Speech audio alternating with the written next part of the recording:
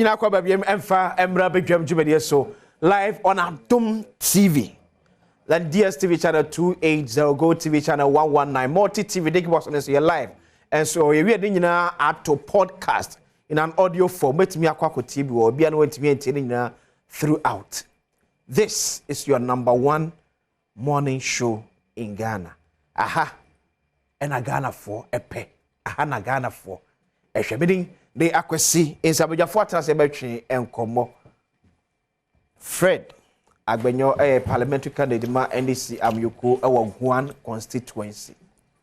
Sanso and a colleagues also am former member of parliament. Marishi or Menshia North constituency. I want any primaries. I say former. I'm winning primaries now. Oh, that Fred, public. Fred. As a million. Oh, no, I've not been following. That's the truth. What I made in home first. As a million. Maybe I'm calling Fred.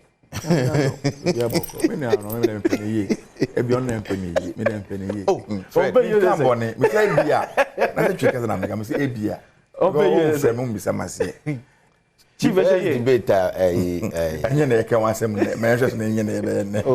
medio power to sukaka. No, I'm for who ye. Why feel? So campaigning. Cash be about my campaigning. As a FM. On your met as a second election, I feed I said Ghana for Nani MPP for. And the Biobefabia, Ghana for Niabrico. Ghana for yeah, I guess MPP, of course, yes. It's Ghana's second independence.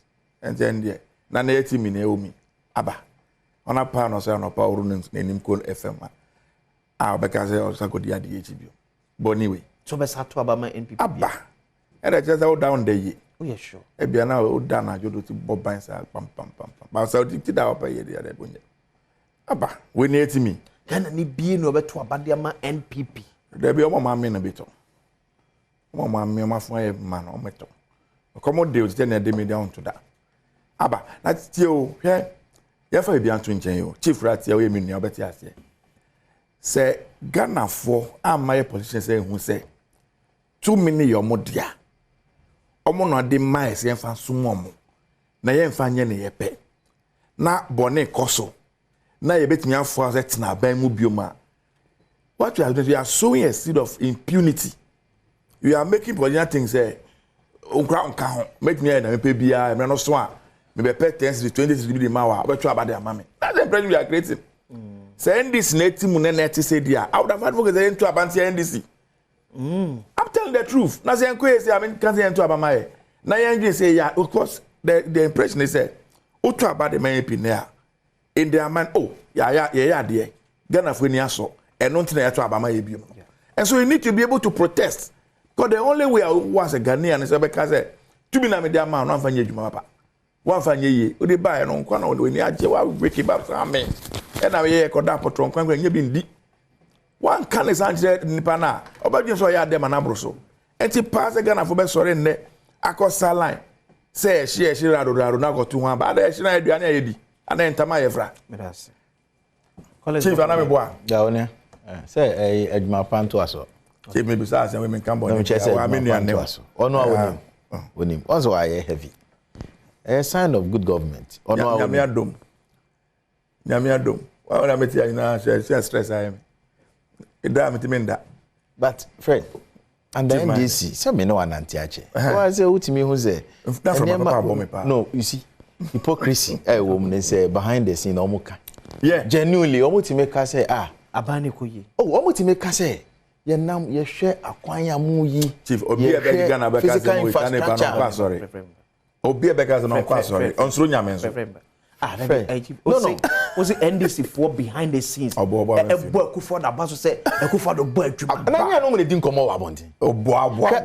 That is the hypocrisy. Ojitu mpa say MBB ono ankasa ninchi under NDC na voter region akwankra netizen road network netizen member so oh please amount for na ohonu nim what is the meche no say meeting crown road duam ha na me hwe me ka aban modern mu ha omo ye very mobile no timi sampa ye na ma hu high profile projects ye hwe intersection ahodo overpass ahodo a aban no eye wo man nim eno eka amamu ni hu bi o ye wi a ya hwe say okay aban no fire pomoden sem na tesen hospitals no o si ampa o fa baby agenda 111 no koso what did they mention no enti enye say bia an aspect of macroeconomic indicator bi eno man ni begina so dia pam aban o okay say wakofa exchange rate nko out of 5 key macroeconomic indicators no we say exchange rate no nko na wugina so dia pam aban that would be suicidal because aban na no ho dada no what did they mention no na sika ba ni nsemu nyina echi no na nkwada enye free SHS enjoy very important aban na no ho dada no obeka kire yen say ono obehwe say eye national health insurance card obe register bako one time premium bako pe e ma ye boy say ma wo mo obeka ya 2012 but ye dey akonwa ne share won san no omo ba ye no e hwe buada ene mo kasa te say de sebi oman no mo de mo nim ne eko that is not fair na Ghana for ebe punish NDC on the 7th December I'm telling you unim say me campaign me dear shaper am a campaign so dem me no yes we free hakra me call a central region if we besa call western region with the running mate Dr. Matopoku Prempe ye course so I always speak intelligence on the ground kasa nkrofo kan ene say ye the say two parties we eton seniani a ye hunu ne say MPP for no omo pro policy no e more friendly than NDC. It's anything na ye koyi aban we ye free on ya sa kwhye esum kabi mu. Ye Ghana for ne kan. Ye Ghana for no canon. Say 5 years dum so na ye ko mu no we endure pains, real pains because and can say me ba hai. Under NDC me ba mo hakra na meti pai me because me ba na me hwe say de mo generator no eye dede na production na no mo problem. What did they mention? I just so nyan kania fanya won adwuma. And then kania ni so Fred well to atade come on. Na kania no obenya yon de ato atade na de boss ayon na be adwuma. All the mention no. Ye koye nim. And no ni ade o say wo twen wadwene si so. And all over the world, o man bia wo tumpon bia your man at a point in time what tenacity din was there be. Much as we are practicing multi-party democracy no. Yemfa party ba ko quickly ni a change no.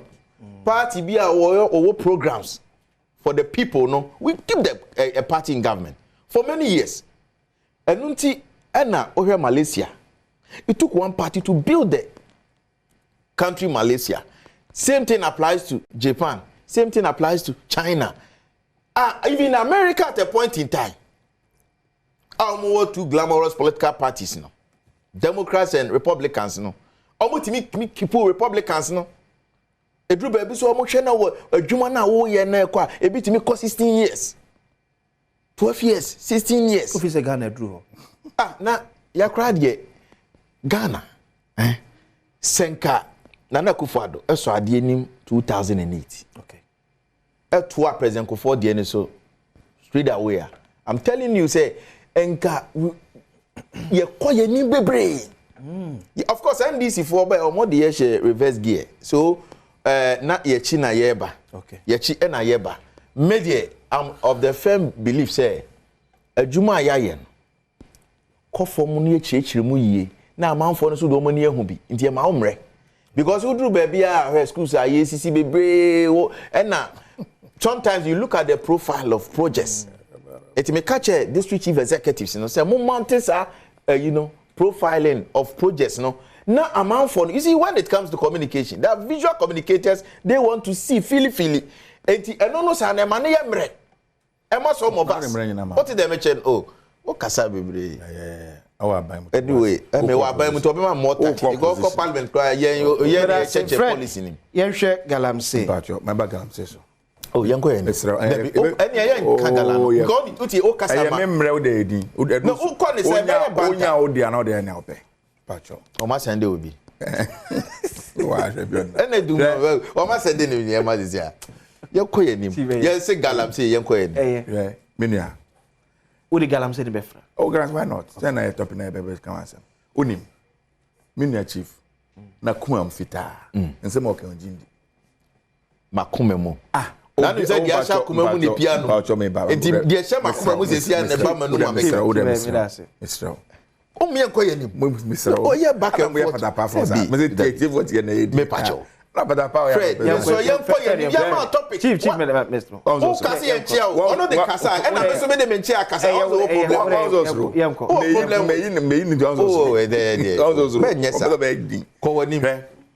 Chief, as much as you can say, or no Jindi. Ah, say him say, or my Ghana, I timid. Say, see, a bambia ba. I 1 year, dear crowd Ghana. I ain't mine. And can yes, have been with that. Any nana don't go for that. And you know correct. This government is the worst thing that's happened to this country, putting all the civil and military governments all together. It is the worst thing. You see, Nkrumah said something that when you are judging me, judge me by the death I'm coming from.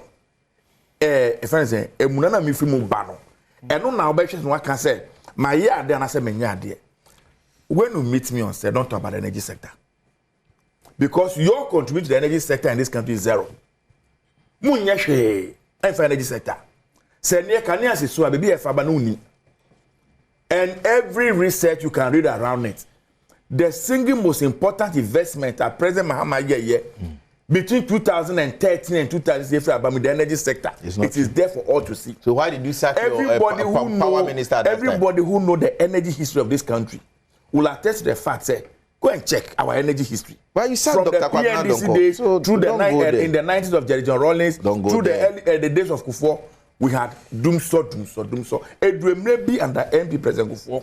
You know what he did? Of us for the Gukem, Edwin Mokako Sombo, Unsuni Nemo Bompa. Okay. That was government policy to solve the energy problem. See, or say, hey, voter agent. Wow, what did you say? Me voter agent. And I'm announcing every day be a me come because there's one me TV me kwa me fa with any mako. See, men can enfant control this is national television. Mention one road. Mo initiative of voter region. What me aye from beginning ko mention one. This corridor rules is enough. Okay, say. You see, you don't know what you are saying. Please. O kuma se kra ye bo mo am ku strong kra mo timi nya ka be ka voter. We kuma se. Na kuma se asphalt nya pipi na aye. Enye na nse na mo degrade that go. Afa do se na say. What me nya big. Please, don't say Fred.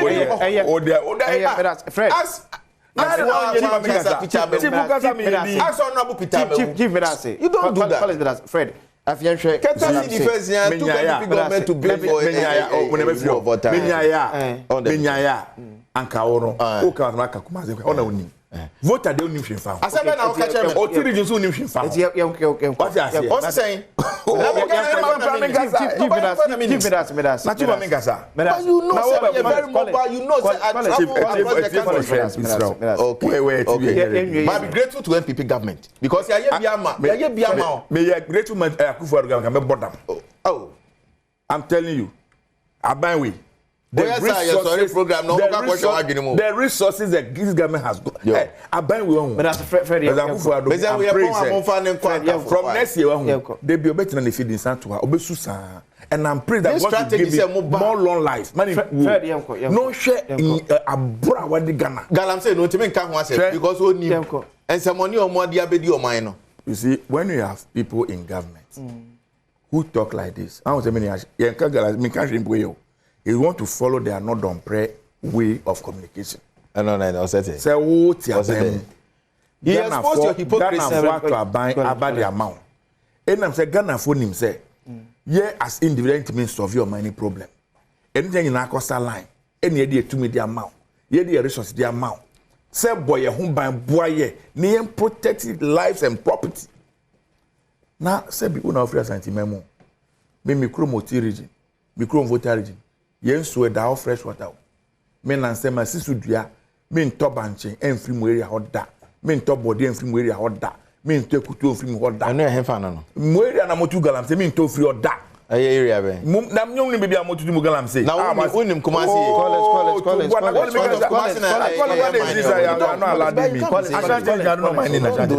I don't know my national region. I am telling you that my region I come from, nobody is mining over there. And your water bodies are fresh. Your vegetation are good. Your hono and you're contaminated. And every day, be a go consider me bar. Now my tummy bunch their bank crying. My tummy a kutu, my tummy baby am the bar. And a midi. Contumely a midi and a midi. Tomatoes are midi, be on a midi free. And I may recommend my gun and found no pay say. Open Driania ya wholesome. Adriania chemicals be anima. So we need to have voltage in the region. A honor better than papa. Open so better than come on chair. Call. A honor ya yiri who say, yen tenase emo biambe say as answer, embe say yensu. Na say see a bet now memu. Na ye be nyachum. Near the ye share. Ye bet na radio so anama can be, no it can be, na sorry call. We are jijiji. And now could really how ye walk ola. Ubechana and Sabaku ni ho. Ubeshana ni baku ni ho. Yet your NDCP politics. Wasem.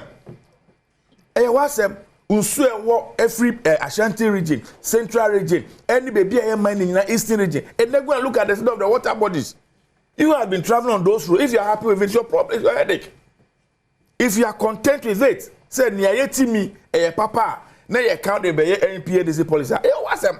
Me and myself. What you say? Adia bana de koso. Ne Cape Coast Central region. Years back, water was a major problem in Central region. Ubekaya Cape Coast. Etimindro maybe can use your too because of water issues. Now ban Yakobo Bushia ya sesika. Near their year water system, their mom say be ya almost meeting about their daily lives. Now individuals' greed and selfishness. Now ya sense winning na ne nunti water system ni na intimi producing ne. Na ma for hu chi omo na come most of our supermarkets. Ye kran so different man on their bahana ya no. Service Canadian, say you can make credit for the above. Now, who are you need no? Oh, now, home back you. Or know about a hoa, obey ya. What turns so free for market that would come. I don't know no more. On the no more, dear Nibi. What you say? Ain't near cost for Maymu, none never Nahana, NDCAPP, near the airport. You must have. You must have. Say, a penisa, Conisai, and to Conagy and someone. It is obvious because of my yes serious. See a percent yen protect the environment. By now, we should declare state of emergency. Minya, unam konongweria ha. Main highway, I'll be a fako. Ye two sa bedru kwanon pe. Ye nyana na jo daytime, the impunity. And ye be a earth moving equipment no mo using no. E ye pense ye share bottom. Enya akwanso na nam na ekọ kwa enim. Eye ejuma okwa enim, we don't hear the sound. Shanfai no enye port na clear. Inye nipa na ho. Aho na ebe o memu ye ejuma wi nyina, omo mfa ye entry points. Ene omo awro mayimu. So what are we doing? Ye na yakọ ehye ye mra se Ghana ye constitution. Kire se se Ghana na ye te no. Ye nsase nyina e bibia e wo mampeni nsam. O mampeni is the only person who can say a portion of Ghana's land the mobi. He's the only person that is clothed with that power. Until by the advent of 1992 constitution, 2 million kai kanananuma ginfo ewo. How much your modina see fem no. Ghana mra pon kire say japade bia e wo fem nyina no. E your mind dey bind here. Until nananuma ginfo community bia also. If you have a situation where you have your own DCs, your regional minister, your parliamentary candidates, urging people to beat people and kill them. Abba, we have said, who call the mining centers? The young boys who are involved in the mining, this earth moving equipment. Do you know the price of this equipment? And so the beneficiaries are living in Accra and the big cities. It's the politicians who are involved. We all know it. Many of them many Ghana make a control. Ye ni mi penny for muta na ekoso nyinachi. Boys ni ko ye wiam na mo jiska kese. Every weekend bi am na Dubai kwan. No man etim na galamsey nko ase ka ye nya free illegal selling of gold over 6 billion. Now na breach now patch say o mama 500,000, mama 200,000 wa gye eduma. Are you serious? Nyam ma ye gold free yam brain of that chef mama ye. And this is how we can manage it. Good na better than no media maye. Say abrabo. Any nyina ya yedi. Den na sorry a. O say o ye fa soja phone call, galant stop. Then ultimate small here ni so goku wealth. Soja ni ano no ko ho. Na ono ndi freezer bibia gu abonten. Ne mba bi o medra ko munya bi nda. Uso onko good nsem. I don't know onye nipa. Ebre on so ho nim say mpenifo tinkram no muso amafo mo edwuma ni bi. He will compromise and also benefit. Why are we pretending about this? You set up an inter-ministerial committee. All the ministers who matter were on board. What has happened to it? And then the revered Dr. Fripo Boateng, he has become an enemy to their own party. The report not already got to her. We all have seen copies of the report. For several years, they were keeping it at the Flaster House. Nobody wants to talk about it. When eventually the document became a public document, come and see. So how do you tell me, say, government, this government is committed? Okay? Mining has always been with us, only God knows how long. Who read all the literature? We used to have what they call the alluvial gold. And no God say river price in Sotoa, which means I'm free from Karama 5 Sasisa. Our boys and people have always been doing mining using their pickers and Sanya Man credit. And one say your water bodies. Is the introduction of this earth moving equipment. Getting involved. I am saying all the persons we claim that they are doing small scale mining, they are all doing galamsey. All of them are doing galamsey. People, hey, I'll tell you why I'm saying what I'm saying. Recently, they are all doing galamsey. License Ben Makoje. And the Mirrors Commission about Bonting. Konongwa Sembesi. Almost Monte. Almost in Crawford and Bomontiano. Almost by the lines of prospecting. Oman can mining. Okono, Crash Roberto say, me won't crack me small scale miner. We don't know what is happening in the country. We all know what is happening. Forest reserves. I will say we don't know the poor engaged in this galamsey. Ubet me actually yamin and him actually camera see. I say how and only the poor involved in this. I don't have any power. The man all of us have given our powers to is the president of the land. Is the parliament of the Republic of Ghana. Okay. Yeah, I make me say out of pain and it's like, why are we doing this to ourselves? Or mind Ben again and you make me answer why is my way. Can any Ghanaian one person even think about it? Say me call China, I could so much say. Can you do it? And I'm about my imbume. And now I say, she camera. I shall one now, yet in the first time. Now see them say, I shall go to jail. What will happen to us? Mamini found her way back into the country and continued the project. Where is the woman today? We are told the court has sentenced her and she's supposed to be serving jail term. Prison men or Ghana. Prison men or Ghana. Prison. The journalists have given you information. Go and investigate. And find out prison and Mamini said in the jail term. Then you are fooling all of us. You think we are a case in the country? Won. Now, man, Penny say, me, I'm putting my presidency on the line. Okay. What is the you see? If there is one thing President Akufo-Addo has specialized in doing, maybe the people who write his speeches for him are very creative. They know how to coin language. They know how to. Oh yes, I know how to bring the economy back, but I don't know how to bring human lives back. I'm putting my president on Nimkasa yet deca. But say best or idea, but Ajaho. Medas. Well, Mania. Okay, the baby, I was at your home so. What in 70 beer, Abufonopa. I think it would be hypocritical and pretentious on the part of NDC to add their voice to this ongoing galamsey conversation. Meti home ya machine. Federal Benyo of NDC. And all Kasati said yes, yes, no free South Sudan never. Asembe no kache yen. Mo ankasa Adom FM. And my joy online 2014 27th March 2014 John Dramani Mahama declared Chebi as Galamsey headquarters. Osi brim no krano che say ne homete because China for any locals no invade insuno ne lands ni nyina. John Dramani Mahama make us over to my Google to find out. What is the mechanic? Maame na obo ni dini no. Who brought her to this country? Me say when a day I shall want eba Ghana ha. No, me patcho dey you see enya twon kese on the part of NDC. Enu ti na me nua Adom prasem na o kan ye no. E bi e kwa fa so kan ye no e na kodane na kan entiase no beba ye pa.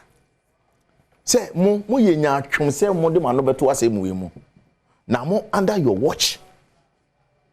Ena mote tax force amon say do baby no na age yensem. Of course. Enye na ye best start your mining. And let nobody criminalize mining activity in this country. And your nature say we are clueless. We are building a country. Do you know mining contribution to our GDP? 5.7% of GDP comes from mining sector alone. Huh? Eti wo kasa na why careful kakra. More than half of foreign direct investment from the mining sector. And Cameron ka come BCC here no. Had it not been mining na. And Ghana be crash. Check that I'm telling you. Mining. Me catch sika mining the ma or mine or not. I'm going to talk about responsible mining. Yeah. And then you able to a good year of my way. Senye mining ka Ghana 1897. Na you're mining from Obuasi. What is the mention? Mangan is near the Adin. Started somewhere 1916. Bauxite, if my memory serves me right, 1943 also. What is the mention? Etino, nyame ena wadom yen. Abodiemu achede. Naturally, we are endowed as a country. E kwan ben ye be fa so a ye be harness resources no to benefit the country and the generation unborn. Enti uti ha na nka wode the time man no. Enye da bia na obetina se na wa painting gloomy picture about this country just because you people are hungry for power. To me amu painting no wa ba betina you fail to proffer solution to the issues. E ka wo ye no na wa advice say look mo ama kwai licenses. Yeah, two for alpha. Mo ye tumu for amofa. That's what bisa ma me man mo ye. Ye tumu for amofa. College yanko. Man is you no. Man is you no. Hwe. Enti uwie na waka say look. Mo abi mo ye small scale mining. Mo ye large scale mining. Please. We need you. But e kwan amofa so amo ye no. Mo se nsu a. Mo se asase no bia enye ne kwan so no. Stick to research. Stick to data. Because ya a geological investigation. Ya hu se aha na ebo no eda. Ya hu se alluvia no aha na concentration ne wo go deposit ne wa. Move in there, mine. But say who na yet say oh hwehwe gold. Wo de wadwene, wo de excavator kwa kosi enwura nim. E na wo to see and wo to see. You are destroying the forest or the land. Anya papa. But we need them. Etimumma nya ya dwene say as a country no ye be demonize our sector na to extend that afa okay obia e was say ono so timi boa obia also ono so timi boa to contribute the quota to the development of this country no okay. Oba recoil at the end of the day is going to affect the country. Etimese responsible mining is the way to go. Yen kase ejapade na nyamede ama yen no ema yen ko hu na unim enkrofo a mining sector employ. We are talking about millions of people. Maybe you have no idea. As enkrofo no nyina no say ye mo tete papa na ye kire om say munye se ya at the end of the day no omo welfare ebe peja o mining so ebe benefit from. Do you think say betimi akọ galamsey wo Ghana? Very possible. I'm telling you. High supervision of their operations is important. High supervision. Yes, it's important. To have to na high supervision. No, the American. What I'm suggesting here, they say. What I'm what's it there? Drones na motor say. Obi bisa say we conversation. Drones na motor no.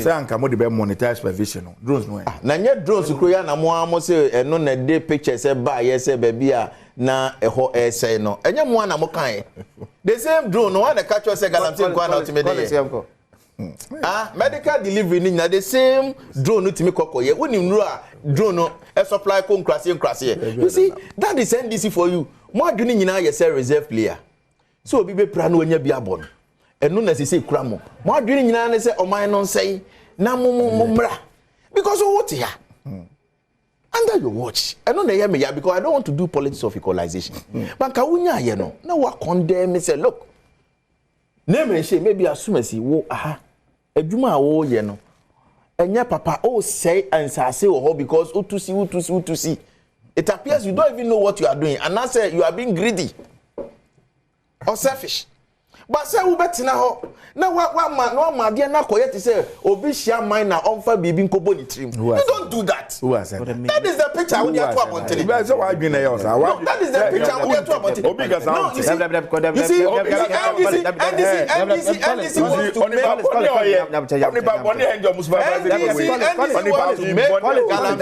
a big issue in this campaign. Let me tell you, we are supported by you. Be supported by you blame everybody. No. You see, college. Okay. How do you blame one? See, because I didn't know who get record by some of the media houses. College.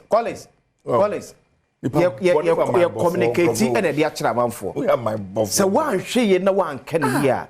Ekwa kofa basabasa dia ba baby a mining areas. Fantastic. E bi ne nya to the extent to the be a miners ni be HC some of our security officials because of some of the communication here the Emma. So what I'm saying is your platform now because nobody say o mine gudie no o mine nko ho o mine be ko ho ena ya mra o ti de meche no edru ba bi ne hu say and then this no o mo agitum say awo ya take you over o mo ba locals ne kura nya ba bi enhye ne ya mra eli say okay local content and local participation no as far as money is concerned I'll say yeah juma and na CD baby dia ma local people ni say obi a momo de even supply of fuel and lubricants ne sa small scale ni ade na yes okay yes CD e de na mamo bia na entity ye esoso ehia e wo omodwume mu enu nti no yesre mo say we need capacity ne dia then there's no point in going even for a mining lease what is the meche no so we need that capacity to deliver so we be operations there's no point oh enti ayen na wo say yetimi tenase na yem mu say look won timi sori nya ne wo pe o bibi a wo ye bia no kra no say office ade na wo ye no wo be so we say economic viable first of all look at what the data states before you move in but the kwako yet say oh mo excavator me nya bia me pese me matese yese ya ha gold wo hopa and people are moving say oh matese yese sika wa ha ebi wo kra na yese ubekom nipa na obeko te say obi your prospecting and no say on mining when you are doing prospecting and you are excavating what your production illegal calling 7 years down illegal how won NPP and Nana Akufo-Addo abua fighting galamsey in the country? Look, it's a shared responsibility when it comes to combating galamsey menace. Now, say I to say Oshisha no bisu adwirego.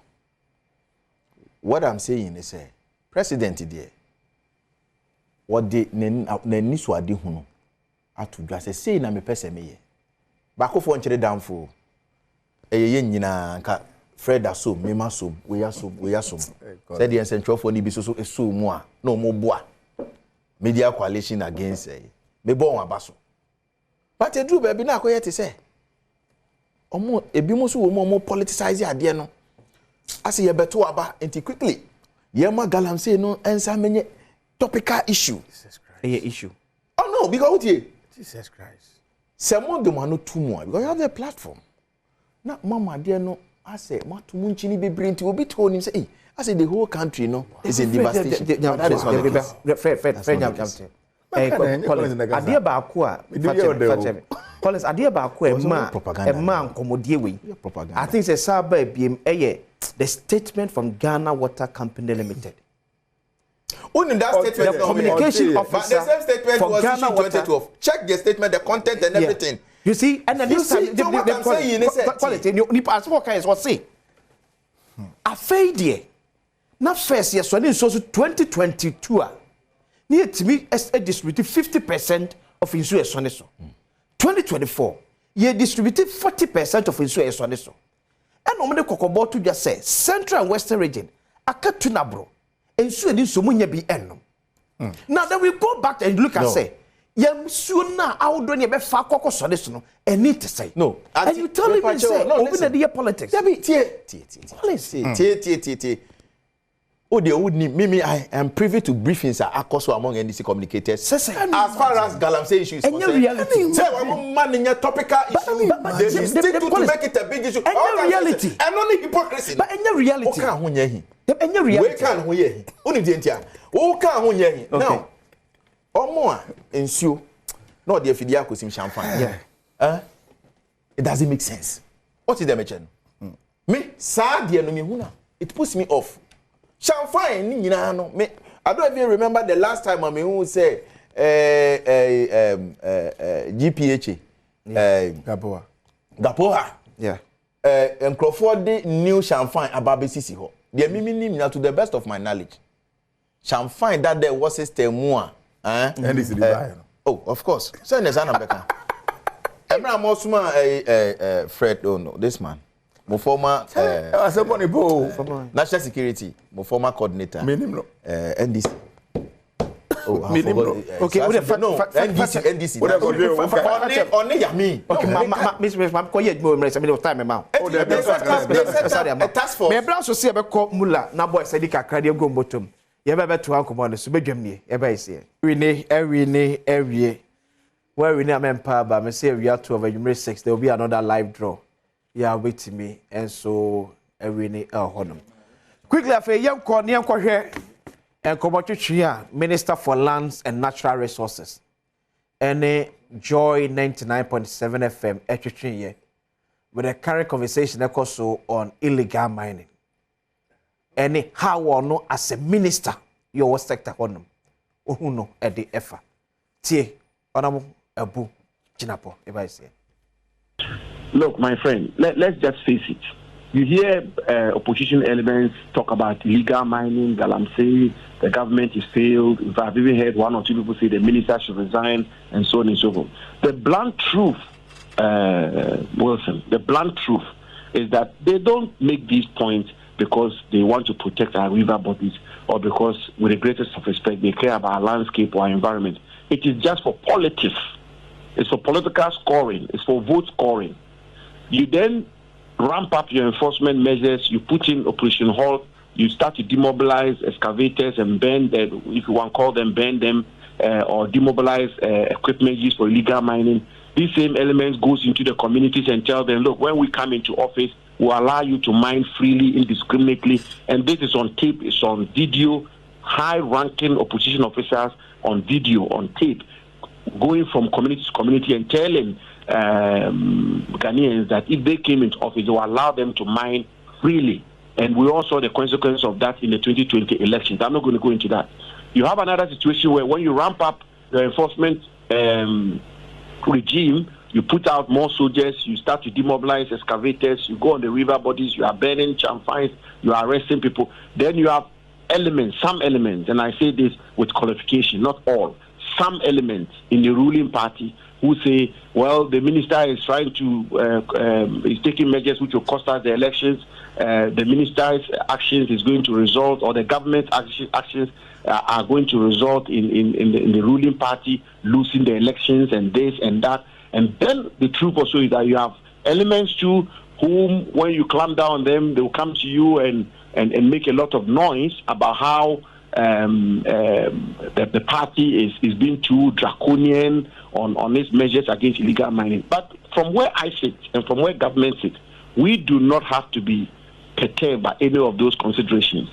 We do not have to be persuaded by any of those considerations. And we do not have to be motivated by any of those considerations. Our motivation should be the public. Okay, Eti, that was a Minister for Lands and Natural Resources, Samuel Abu Jinapo. Next more on Joy 99.7 FM. Actually, no. Fred. You know him. I no pay me wa dwem kakra. Ade. But I say college me na nya no. Na me nyina na University of Ghana. Na me nim the way anka me na kan sem. Asema ye kan ho. Enye NDC pipi asem. Ye se e di jawa. E di mo kan say. Ye di jawa na di aso. Ye di jawa na di aso. Na enti a Ghana for in 2016 say am part of moto abadeti ya. Ekoto abadeti ya ne say. Mo se ekwan be fa so ye be so ano no. Ye ni na mo na mo ni me kwan be fa so a ye be so ano mo be so ano ene de tumi na hye okunsa wa bet na de so aka 3 months we di 8 years adena gininsem otwa entwen uye bibia emfa ye kan bia osi NDC osi ye de enye Ghana fompo bio enti aka mo kama ye nkan bi osi na ne osi se the media for no cry cancel no dodo enti obi e kasa bia no o blame no question na nka be say am say anye bia na ye ka no ampa se ekoso ana se enkoso. That should be the base of your argument. Ne ye kan e fa yin na ye ho ana se fa yin na ye ho se bi Ghana for motio yin na enye nuafo enye butuafo enti e ka onua akaw eni hu yaw enti na ye kasa no enu frustrated na ye kasa no wo see bet na ka my professor say say bi o you get fatigue talking about it enya na say bi yes say ye kasa on radio on TV so nyame adom ache nsembe pa na ye nkan bi enne me na bet na ha kire nkrofo mo ye say adwuma say mo say kwaye ana mo say nso me na me kire mo nim omo nim so mo say nso mo say kwaye minne ya o blame ni na say ono so ka ho bi na e ka dodo no anya bia enka no akobeka adentina bibia ekoso Ghana ne no ya ready to elections about to obenti na about to echi Ghana ni obium about to echi Ghana ni obium na sa Ghana water e trend ne ekoso based on empirical data we say omo to sakrata in 2012 and to eno anomoko fire no mo da. What is the meaning of this argument? What is the meaning of this argument? And the church say Kofi Awia nkatie na no ba kwa bi the awe na wa kofa nkatie boto a so when we be nti so man kan bibiom. What is the meaning of this? Hwe o man ye nyina idea o man ni daache o me bet na be kan say yen kola no bo ye go de djuma no enye o munti na ye nsu ase yo. And I even made a point on this platform say we have been doing mining in this country for only God knows how long. Sankro for no more na nkomo easy pickers na so de yom go no. Omomo sa anwane kakra no ma ko say be ko efiem no mo. They were not watching the gold in the rivers. Netia gold na ye nya be na ye mpenifo no mo techi.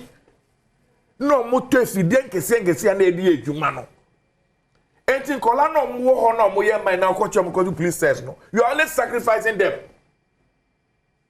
Omo no punish omo kwa mpenifo akuku dam na enye ho faso no omo da omo fie omo da air condition mu omo kra to the fabrication no omo nom omo de omba de akwa breachre sankola no survive enti no omo ye ebit mi kwa amran kwa mako welcome wo so pe na wo jiwe ni no nkobi me na sidai enye gold enti a anta covid ba Ghana anta Ghana crash ye sana okai aba o man Ghana yete covid ba ye sika ye nyane free World Bank of Ghana e pretty man ye IMF sika ye nya ye ni Ghana for corporate Ghana usisi ni nyina ni a 35 billion Ghana cedis o mampeni Adom Akufo-Addo ko jina parliament HSA COVID expenditure nyina is 17 billion no finance minister ko jina parliament say the COVID expenditure nyina 19 billion ye nim ne yampa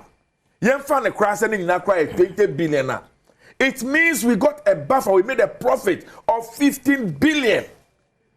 So how then do you sit here? You see, we are nipa dasani. We are buying. Now we take responsibility. Okay. Now you say bibia obi ntina de necessary obi na ye me de nyame me de mayema famu nyame fault. Ada say UK Russia Ukraine, Ada say COVID, Ada say NDC for enye ye de asamu, Ada say media for and asofo no kasado do, and ananama info kasado do. Why do you govern a nation like this? Okay. Chere say ye nyina ye di. Na mo nye ne amope. Mi wan so aye ne ba e ba nyina ra ye so. Mi na mi kan dey sikwa ase we won say. Hwe. Mi na call mi no wait na aye ne pa bia o. Abato enye hwe. Ye koto abana wini a, we wini.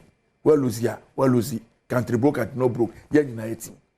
Ba se wanye skagu botom. Na de bia de sa ska na hospital kwan so. When you skadi agu botom na de bi endro na de to no hien na wan nya sa skani bi ono na break ese dia and sa skani kasama kaye. Okay, so mamika say afi Adom TV coverage of the Ogwafe to Afashian one aso yasne emia de bro lash on the coast resort. Branaba enjoy beachfront bar and restaurant, swimming pool, games. We have a 500-seater indoor event space. Yeah, wo baby akwadanso ebedi agro and located lash on a beach inside Cape Coast. The luckiest, do you know when him said, there were 3 levels of winning. There were first winner, bet me 1 million Ghana cedis, second winner, 700,000 Ghana cedis, third winner, it was 500,000 Ghana cedis, a fourth winner, so 300,000 Ghana cedis. Tickets, they started from 1st July up to 30th November. Foundation, they winning big. Bet baby you so cry my say no. And I bet now my so no. I advert yes ka bebre. So cry I bet na me call it. Try me throat na I dry on my so no. Call it 2 words me can. Education sector no. There be men yes sir. Asem na GS Call it Fred. I agree with him say me nim di. They call it the new topic yes. So I don't know what say. Me so me sem no. Peja we na dia besi, apeja na dia besi. What is the measure? Make a minor contribution to GDP. No? I don't want to say na make and even going by your own assertions, you see, as some of our see and crash say, why would you to say, Sika yenya if we sa a share hono, sa sector hono, and yesika ketwa. Ah, now say $5 billion. A cost this myself. You know more than 800 billion something. I've heard that impact analysis. No, I'm coming. But you mentioned say COVID no sike nya ye nyina kra no kai boy 20 billion. They nya for so be 50 billion. O ka bonya be 70 billion. Say this. Compared to that of good for oil you buy ye kakra ya any ahoden a Bank of Ghana enya ewo mu. So please me de Ghana yi enti ena metia. So man ni betumpo man ni be koneni. But say meti say enkomo bi say ekoso na NDC for no e ka bia na me yema hye me say new NDC ana say wo mo aminim wo mu yi o mo aminim wo mu ya so bi na te yi say de o nam no say na oda ye funu boni nim say masa enne o mo opposition enne o mo tumrade nam kotokran ne kwan so ye propaganda oh ena Ghana for comedy yen and a comedy yen na under NDC na the way the common ya anti bi okromo hana and the galamsey na say that NDC topic that be person me chair say Ghana for shell nya twon no Ghana for shell enti no say no kra no say Ghana for gi to me free MPP nsem a to me kwa na adwimo somebody to me kwa cho mo nsem to me kwa na o madwimo o man no mo say na for mo de be say come back 2 million crown on Muggy on Grofway. I said that man from me Fred. There be no 2 million 2 Munya no say yeah they am call us to us 2 minutes okra fire no be call us to us 2 million Ghana for the amount say programs for these people for this country. Okay. Program ben it's about their program no that your manifesto no don't Ghana say na mama no Ghana je bada that only fika man as they can in with the man go in this place minimum can discipline me pese auto maybe I come me a few seconds to wrap up. I'm troubled by some of these comments time now o man can in discipline schools Ghana for nim na o kasati say obi a be line no obi a be line na tie obi a be line na tie for that obi any mo records NDC mo ba ben mu chale call Facebook na hwe nya Ghana for ka kire no Ghana for na o ma jo no yes say o pa o titi saje na mo inciting crofo against government say government entimi enhwe ma galamsey tu ntwa no obi aso ni se mo galamsey asem na ye ka no mo na mo kofa China fo ibegu kro ha onya ki ma wase abone kro aya this one ma o my way onya ki ma wase abone kro wa betina yakopon ya admeju ada ye be de ahia be de akosi ahia abejafo be da mase bakra